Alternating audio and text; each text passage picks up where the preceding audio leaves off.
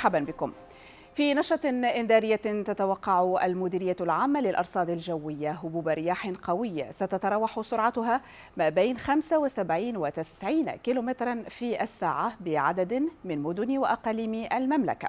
يتعلق الأمر بقرسيف، توريرت، جرادة، فيجيج، دريوش، الناظور، بولمان، تازة، تنغير، ورزازات، ميدلت، تيزنيت، طاطا، تارودانت، وذلك إلى غاية 11 ليلا. كما تتوقع عودة التساقطات المطرية القوية غدا الثلاثاء بكل من إفران، مولا يعقوب، صفرو، فاس، الحاجب، مكناس، سيدي سليمان، خميسات، خنيفرة، الرباط، سلا، صخيرات، تمارة، المحمدية، نواصر، سطات، مديونة، الدار البيضاء، برشيد وبن سليمان. وبعض التساقطات الثلجية سمكها سيتراوح ما بين 20 و 40 سنتيمترا مرتقبة غدا بكل من إفران، بولمان، بني ملال، الزلال، خنيفرة وميدلت.